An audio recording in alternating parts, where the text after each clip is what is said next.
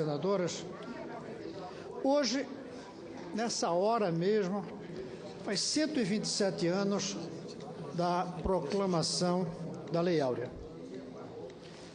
Lei assinada pela última chefe de Estado que nós tivemos até a presidente Dilma.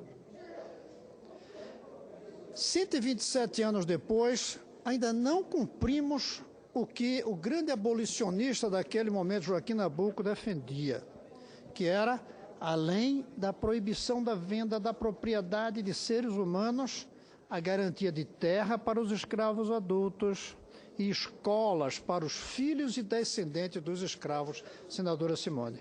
127 anos atrás se defendia isso e ainda não se cumpriu.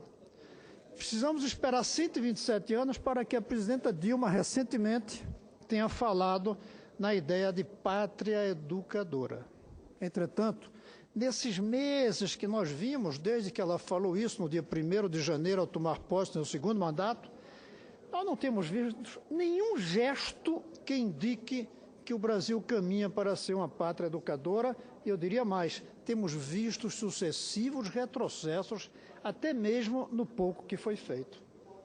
Retrocesso no FIES, retrocesso na parada de recursos transferidos para as prefeituras implantarem horário integral, corte de verbas na educação. O que nós temos visto é um caminho contrário da ideia de pátria educadora. Só que, nesta última semana, o que nós vimos é que o ministro, que é encarregado de pensar a estratégia do Brasil, retoma o discurso da pátria educadora e oferece um documento para o Brasil. Um documento como um plano pelo qual se construiria a pátria educadora. Lamentavelmente, o que a gente vê ao analisar aquele documento é que não dá para ter ainda a esperança, 127 anos depois, de cumprir aquilo que Joaquim Nabuco queria, que era garantir escola de qualidade para os filhos e descendentes dos escravos. O documento, ele peca, em primeiro lugar, pela falta de ambição de termos, de fato, uma pátria educadora. São metas simples, aquém até dos modestos objetivos e metas do Plano Nacional de Educação. Em vez de avançar e dar um salto, ficou para trás, no que já era modesto. Não há a convicção de que esse país vai ter uma educação da maior qualidade e que a qualidade será a mesma para o filho do trabalhador e o filho do patrão, o filho dos brancos e os filhos dos negros, os filhos dos pobres e os filhos dos ricos. É um documento sem ambição e, ao mesmo tempo, sem substância. O documento não diz quanto vai custar, o documento não diz de onde veio os recursos e, pior ainda, de repente fala no tal do pré-sal como a salvação da pátria educadora. Mostra que o autor do documento não conhece a realidade. Se nós tivermos tudo dando certo em relação ao pré-sal, o que significa as reservas serem consistentes, a exploração ser possível naquela profundidade, o transporte não criar vazamentos, e o preço do barril estiver a $100 cada um, ou seja, 2 vezes o preço de hoje, mesmo assim, o pré-sal dará, nos royalties, 30 bilhões daqui a 20 anos. Uma educação de qualidade que o documento não quantifica, senador Perrella, não diz quanto custa, e para ter uma boa educação é preciso R$9.000 a R$9.500 por ano, por aluno. Menos que isso não vai ter a qualidade necessária. O pré-sal daria, se tudo desse certo, 6%, 7% disso. Supondo que todo o dinheiro dos royalties iriam para a educação de base, e a lei, quando saiu aqui, saiu escrito que os recursos irão para a educação de base, para o ensino superior, e a gente sabe pela experiência que o ensino superior abocanha todo o dinheiro que o MEC tem, pela força das corporações, porque votam os alunos universitários e as crianças de educação de base não votam. Ou seja, é um documento que é xoxo nos objetivos, e é inconsistente nos números. Não tem ambição, nem tem aritmética, dizendo quanto custa e de onde vem. Apesar disso, tem algumas coisas positivas, como é o fato de reconhecer que a gente precisa ter um papel maior do governo federal na realização da educação. É a citação, pela primeira vez, de que é preciso alguma forma de federalização, embora se negue a assumir a federalização que vem sendo proposta aqui, que é o fato do governo federal adotar as escolas das cidades que não têm condições de dar uma boa educação às suas crianças, a pedido do prefeito. Não impondo do governo federal para as cidades, mas a partir, senador Cássio, do que os prefeitos quiserem. Concede-me uma parte, senador Custódio? Com o maior prazer, senador Cássio. Apenas para dar ciência a Vossa Excelência e à própria Casa, que o deputado Pedro Cunha Lima, que tem a honra de ser meu filho, é um jovem deputado federal, por iniciativa própria, naturalmente, sem nenhuma interferência minha, que às vezes as pessoas acham que são todos tutelados. Não são. Ele tem suas próprias pernas, naturalmente, e capacidade de discernir. O deputado Pedro Cunha Lima apresentou uma PEC que me parece muito ousada e que vai ao encontro da sua defesa já histórica da federalização da educação. Inclusive, já tivemos a oportunidade de conversar sobre o tema e acho que, como expressão de marketing, a federalização termina criando barreiras desnecessárias, como se houvesse na federalização defendida uma quebra da autonomia dos demais entes federados, ou invasão de competência, e a sua proposta, que já conheço de perto, não trata disso nem de longe. Pois bem, o deputado Pedro Cunha Lima, ele apresentou uma PEC estabelecendo que no prazo de 15 anos, o teto salarial do funcionalismo público deve ser o salário de professor.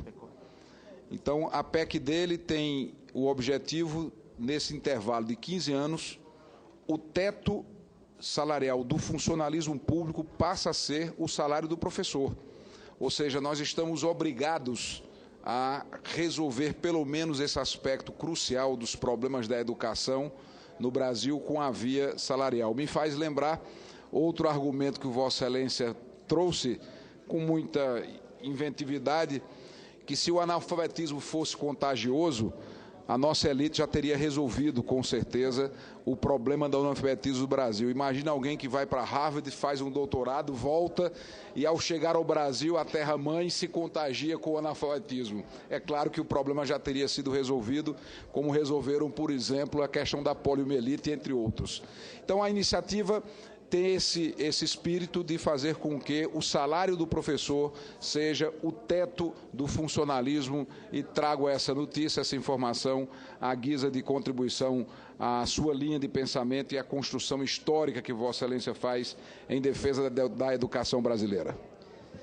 Eu quero dizer que eu não conhecia, que fico muito feliz, sobretudo de um jovem deputado que ainda tem muitos e muitos anos aqui, essa iniciativa. Eu só acrescentaria que, para que isso seja realizado, tem que ser numa carreira nacional. Não pode cada carreira municipal justificar o professor ter a maior remuneração do Brasil. É na carreira nacional. Isso, então. Então, eu estou fechado com a proposta dele. E essa ideia da carreira nacional é uma das boas coisas que está no documento do ministro Mangabeira Unga, que é uma proposta nossa, antiga, e que eu comecei tentando fazer já como ministro durante os poucos meses em que ali esteve. Ele propõe também a relevância à formação de gestores escolares. Também está lá. Inclusive, a criação de escolas para gestores, em que só poderão ser gestores de escolas aqueles que tiverem passado por essas escolas. A adoção de um conjunto de escolas de referência, só que, para mim, todas serão de referência. Todas como Pedro II, todas como os colégios federais, para não falar das escolas particulares de maior, naquela época chamávamos escola ideal, no MEC. A disseminação da jornada integral, só que a meta tem que ser todas. ainda que possamos colocar um prazo longo pelas dificuldades em fazer. A transformação qualitativa da formação dos professores, o currículo comum e moderno, baseado, sobretudo, na capacidade de aprendizagem, de criatividade e inovação. O uso da Prova Brasil como instrumento de gestão e, sobretudo, o uso de novas tecnologias, não apenas fora como dentro da cabeça dos professores. Pois bem, essas são boas ideias que o ministro Mangabeira Unger colocou, que talvez, como ele vive em Boston, como ele é professor de Harvard, não soubesse que aqui essa ideia já tem 20 anos quase. Essa ideia vem sendo elaborada. Essa ideia já tem projetos de lei aqui dentro sendo escritos. Já tem PECs aqui dentro sendo construídas. Tem uma carta minha, um documento detalhado, cuidadoso, a própria presidente Dilma, que nunca manifestou, nem o senador Anastasia ter recebido, em 2011. Vai ver que não recebeu. Tudo isso já vem sendo falado, proposto. Mas é muito bom que um ministro do governo Dilma assuma isso. O que eu lamento é que seja um ministério separado do MEC e que o ministro da Educação, um nome respeitável como é o professor Giannini, parece que tomou conhecimento do documento já pronto, o que demonstra uma desorganização grande nesse governo. E de que parece que esse documento não é para valer, ou não é para valer o ministro da Educação. Pelo respeito que eu tenho pelo ministro, eu acho que o ministro da Educação é para valer. Logo, esse documento, a meu ver, não tem validade, a não ser que o Ministério da Educação adote. Mas adotar como? Se não discutiu, se não debateu, se não avaliou. Então, eu tenho a impressão que nós estamos, mais uma vez, senador Aloysio, caminhando para simples publicidade em torno a slogan Pátria Educadora e esse documento feito pelo ministro Mangabeira Unger, dizendo que vai se realizar a Pátria Educadora. Não há substância que nos faça acreditar que isso é para valer. Senador, com o maior prazer, lhe dou a parte. Senador Cristóvão, em 2011, no primeiro semestre de 2011, quando eu cheguei nessa casa, eu vi Vossa Excelência falando dessa tribuna sobre a federalização da educação no Brasil. A princípio eu achei um tanto quanto, não comprei a ideia. Eu estava na época como suplente. Depois voltei em 2013. Hoje eu não tenho dúvida que a federalização da educação no país é de fundamental importância.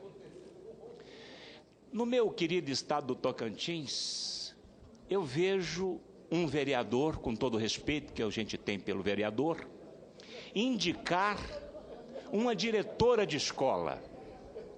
Eu vejo um deputado estadual, com todo o respeito, indicando uma amiga professora como diretora de uma escola.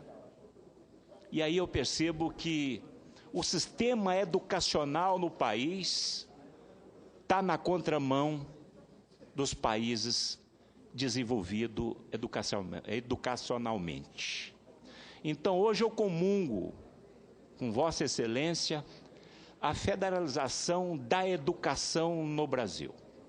Evidentemente que tem que se ver de um ângulo bem mais completo, não é? E aqui, para ser bem rápido, o tal do FIES, que eu fiz um discurso agora recentemente sobre o FIES. Para ganhar as eleições de 2014, 2013, investiram 6 bilhões e pouco no FIES, e 2014, investiu-se 13 bilhões e 700 milhões de reais. Eu disse que eu tive um testemunho de uma professora aqui de uma universidade de Brasília, onde ela me disse, com os olhos cheios d'água, que a universidade onde ela é funcionária e professora contratou um carro com pessoas para sair às ruas, para captar pessoas, para levar para a faculdade, e que o FIES e que o governo federal pagava os estudos. saiu de 6 bilhões e pouco para 13 bilhões e 700. E o resultado deste FIES está aí agora. Milhares de alunos sem condições de estudar, e o FIES eu vejo que doravante será para filho dos ricos. Aquilo que Vossa Excelência sempre diz, né? Do filho do pobre e o filho do rico. Porque o filho do rico estuda em colégios bons. Filho do pobre tem que estudar em escolas públicas. Eu só queria fazer esse ligeiro comentário e dizer que eu coaduno com a ideia que eu ouvi em 2011, nesta tribuna, deste lado da tribuna, Vossa Excelência falando sobre a federalização do ensino no país. Parabéns. Obrigado, senador. Obrigado. Antes de passar para o senador Anastasia, obrigado pelo apoio, mas eu diria até que a palavra federalização, como disse o senador Cássio, assusta muito. Eu tenho tanto horror a marqueteiro que não consulto o marqueteiro, senão eles teriam me dito que não seria federalização. Mas com o meu horror, se ele dissesse outra palavra, eu não ia usar a palavra deles. Porque, para mim, ideia não é sabonete para a gente vender conforme o marqueteiro determina. De qualquer maneira, para que a ideia passe, aos poucos vão surgindo outras maneiras dela ser dita.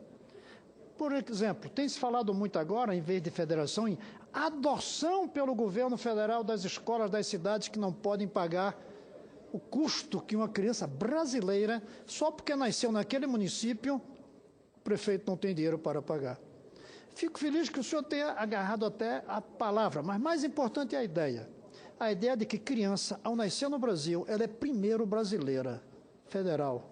Depois é que ela é recifense como eu, municipal. Primeiro uma criança tem que ser brasileira, depois é que ela tem a sua cidade.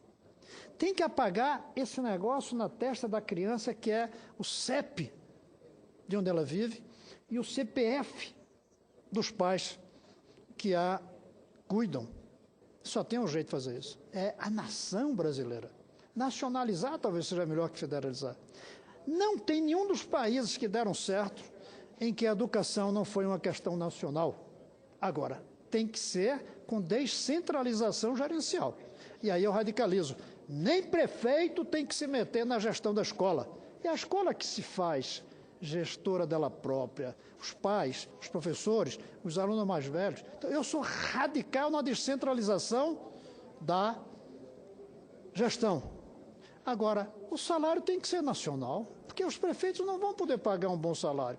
O salário que propõe o deputado Pedro jamais vai poder ser pago pelos prefeitos da Paraíba, onde ele é deputado. É o governo federal que vai ter que pagar isso, é a nação brasileira.